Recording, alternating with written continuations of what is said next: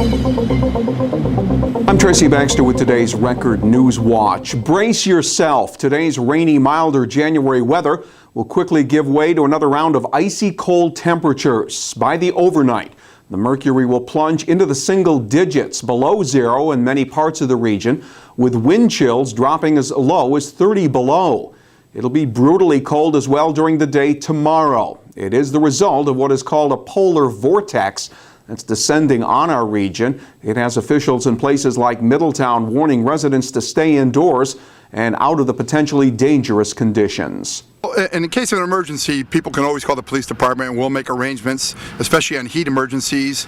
So, but we are encouraging people to check on their neighbors, especially elderly neighbors. It's going to be a bitter cold. I think the coldest has been in 20-25 years. So we also have, since the thaw of today and yesterday, we're having significant, potentially flooding problems over the next day or so also, with the clearing of the drain basins in your neighborhoods.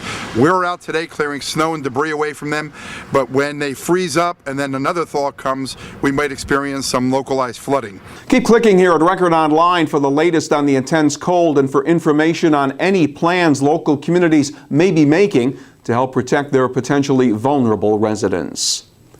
It did not take long for investigators to label it a suspicious fire. The blaze early last Friday morning that ripped through a vacant residence at number 14 Charles Street in the city of Middletown. Now city police have arrested a Charles Street resident for setting the fire. 24-year-old Curtis Marsh has been charged with felony arson.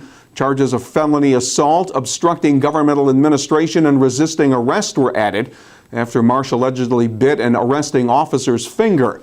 Middletown fire officials say the fire was started on the rear porch of the two-story residence, and there were no injuries reported at the fire scene.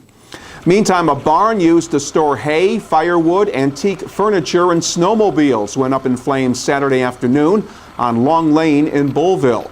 That blaze began shortly after 1 p.m. The barn was fully engulfed in flames by the time firefighters arrived on the scene from departments in Orange and Ulster counties.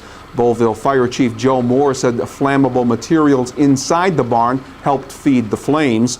No livestock were in the barn, and there were no reports of injuries. Water to fight the fire came from a nearby pond, and Moore said that transfer process was hindered by the cold weather. About 75 firemen from 8 departments were on hand to fight the blaze. The cause has not been determined. The early morning fog and slippery road conditions were reportedly factors that caused a collision between a school bus and commuter bus in Curious Joel this morning. 22 of the approximately 50 children on the school bus were transported to local hospitals for treatment of what were described as minor injuries. It happened at around 8 this morning at the intersection of Stropkov Court and Rimenev Court. They won on Election Day using a clean sweep campaign platform. And the 5 Democrats who were swept into office in the town of Mamakating were officially sworn in at Town Hall during a ceremony Sunday. New Supervisor William Herman says a top priority will be to update the town's master plan, which hasn't been done since 2001, and to change town zoning laws as a way to eliminate loopholes. The goal, he says, is to prevent the kind of controversial high-density development now underway in Bloomingburg that's created an uproar. What goes on in the village of Bloomingburg affects all of the residents in the town of Mamakating, and specifically the people that are in the Pineborough School District. I live in Bloomingburg, outside of the village, and I am in the Pineborough School District. So this affects me personally.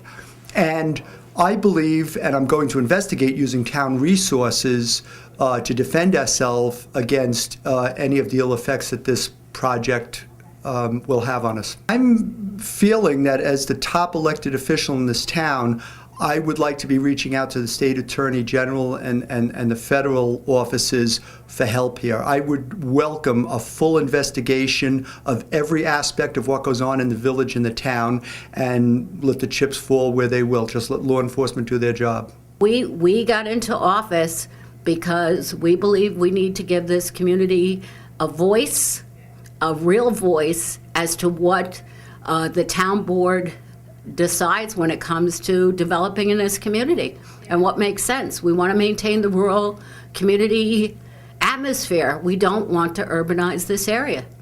Also sworn in Sunday, new town councilwoman Giraldi, incoming councilman Matt Taylor, town justice Cynthia Dolan, and incumbent Mamakating Highway Superintendent Buddy Platt.